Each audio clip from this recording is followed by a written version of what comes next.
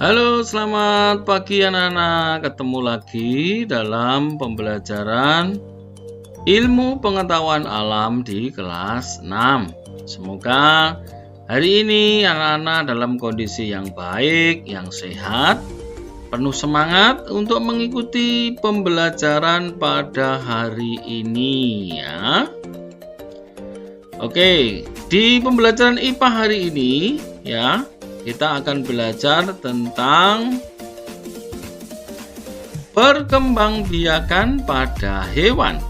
Ya, kalau pada pertemuan yang lalu kita sudah belajar tentang perkembangbiakan tumbuhan dan juga sudah praktek tentang perkembangbiakan tumbuhan secara vegetatif buatan. Nah, hari ini kita akan belajar tentang perkembangbiakan pada hewan ya. Oke, kita akan langsung saja kita lihat.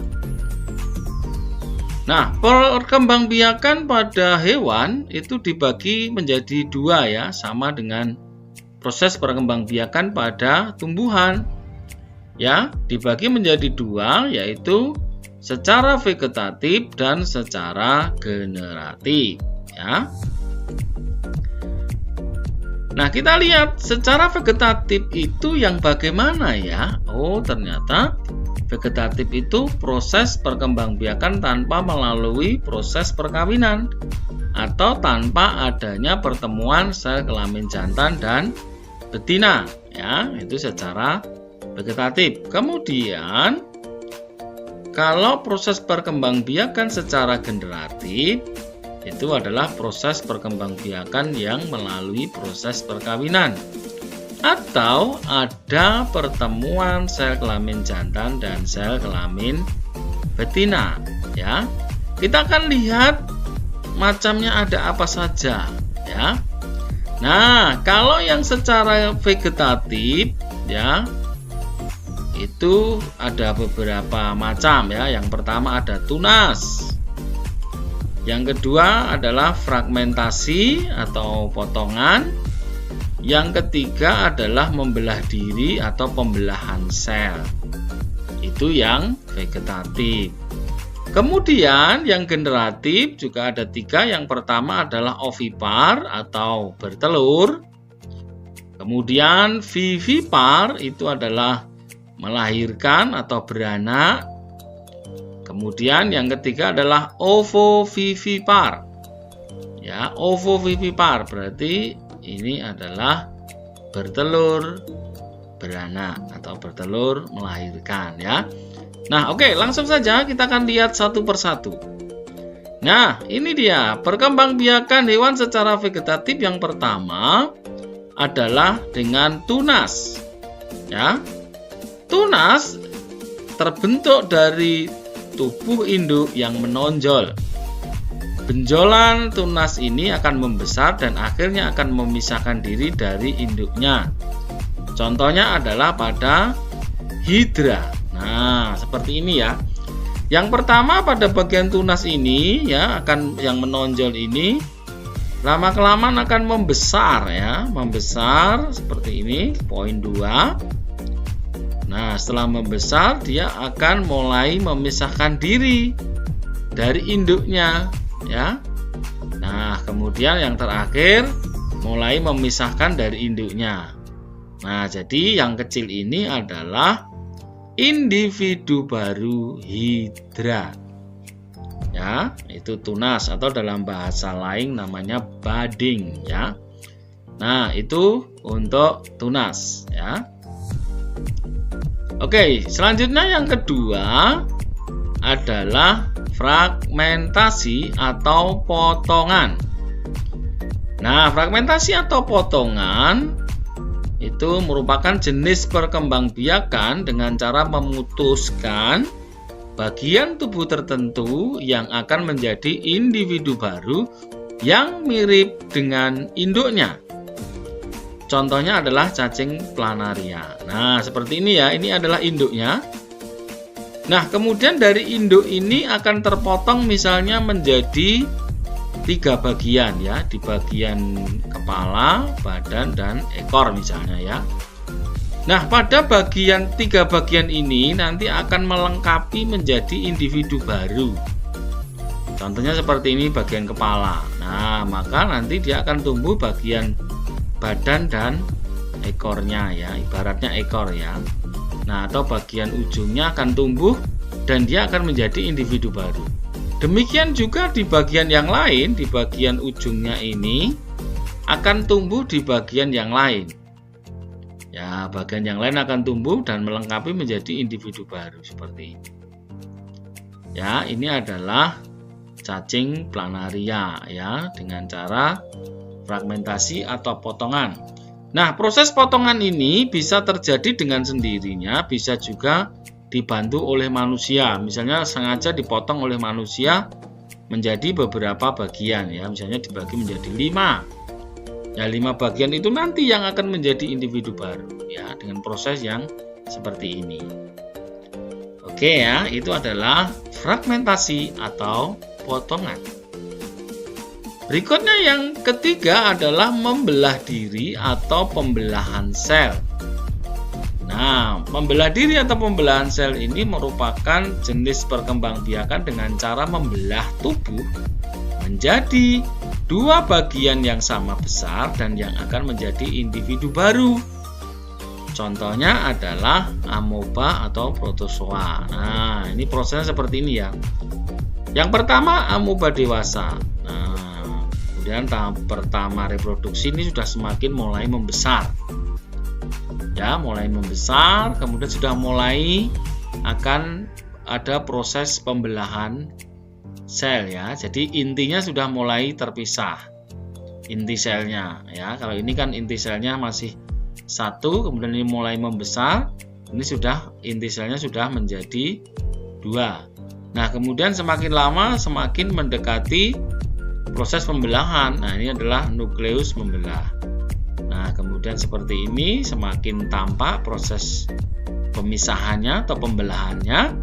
Nah, kemudian yang poin 6 ini menjadi individu baru ya, dari hasil pembelahan yang di bagian induknya tadi menjadi 2 ini ya. Nah, jadi itu namanya pembelahan sel. Membelah diri berarti proses intinya adalah membelah makhluk hidupnya, itu membelah menjadi 2 bagian ya. Oke, lanjut selanjutnya. Nah, selanjutnya kita akan melihat pada perkembangbiakan hewan secara generatif. Ya, perkembangbiakan secara generatif. Ya, ini yang pertama adalah ovipar atau nama lainnya adalah bertelur. Ya, bertelur. Kita lihat cirinya. Nah, kalau diperhatikan ya, cirinya ini yang pertama tidak memiliki kelenjar susu. Ya, jadi tidak memiliki kelenjar susu, kemudian tidak memiliki daun telinga, ya, tidak menyusui anaknya, dan yang terakhir adalah mengerami telurnya sampai nanti telurnya menetas. Nah, contohnya apa? Ada ayam, ada burung, ya, dan masih banyak yang lain. Ada itik, ada angsa. Ya, masih banyak sekali yang lain. Contoh-contohnya hewan yang perkembangbiakannya secara ovipar atau bertelur ya. Oke, kita lanjutkan yang kedua. Nah, yang kedua adalah vivipar atau beranak atau melahirkan ya. Nah, cirinya adalah memiliki kelenjar susu. Itu yang pertama. Yang kedua, memiliki daun telinga, ya, punya telinga. Yang ketiga, induk melahirkan dan menyusui anaknya. Karena dia memiliki kelenjar susu, maka dia menyusui anaknya. Termasuk hewan mamalia. Nah, siapa yang tahu hewan mamalia? Hewan mamalia itu adalah hewan menyusui, ya. Yang terakhir, memiliki rahim, tempat untuk individu baru atau calon individu baru. Nah, contohnya ini banyak sekali ya, ada kuda, ada kambing, ada anjing, ada kelinci dan lain sebagainya ya.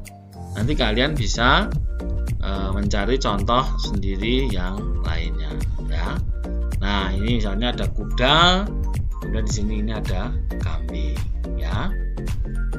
Oke, lanjut ya. Berikutnya yang terakhir adalah ovovivipar atau bertelur beranak atau bertelur melahirkan. Nah, perlu anak-anak ketahui ovovivipar ini atau bertelur beranak bukan kadang-kadang bertelur atau kadang-kadang beranak. Tetapi konsep utamanya adalah sebenarnya hewan ini adalah hewan bertelur. Tetapi telurnya disimpan di bagian tubuh. Biasanya di bagian perut. Jadi proses pengeramannya di dalam perutnya. Ketika telurnya menetas, maka individu baru itu akan dikeluarkan. Ya, baru dikeluarkan, maka tampak seperti melahirkan ya. Nah, jadi ovovivipar ini adalah hewan yang bertelur dan telurnya itu disimpan di dalam tubuh, dirami di sana sampai menetas. Setelah menetas baru dikeluarkan dari tubuh induknya ya.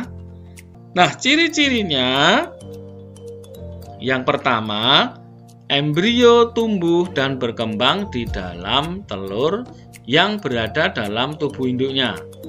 Jadi embrionya di dalam telur, telurnya nanti juga berada di dalam tubuh induknya ya. Kemudian tidak memiliki kelenjar susu dan tidak menyusui anaknya kecuali platypus. Nah, platypus itu yang ini ya. Nah, ini yang moncongnya seperti bebek ini ya. Nah, ini ya. Ini adalah platypus. Nah, contohnya apa saja hewan yang berkembang biak secara ovovivipar? Misalnya ada platypus, ada hiu. Nah, ini hiu ya. Kemudian ada kuda laut. Kemudian ada ular piton, ular derik dan lain sebagainya. Nanti kalian bisa mencari contoh yang lainnya ya. Bisa mencari contoh di internet misalnya. Bisa nanti diperluas lagi. Oke ya. Oke. Nah, oke, demikian anak-anak untuk materi hari ini tentang perkembangbiakan hewan secara vegetatif dan generatif.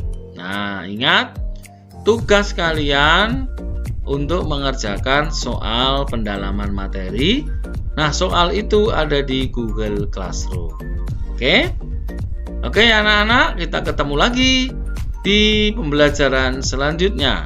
Ya, ingat tetap selalu mematuhi protokol kesehatan supaya kita aman, keluarga kita aman, dan orang lain juga aman dan sehat semuanya. Oke, sampai jumpa lagi.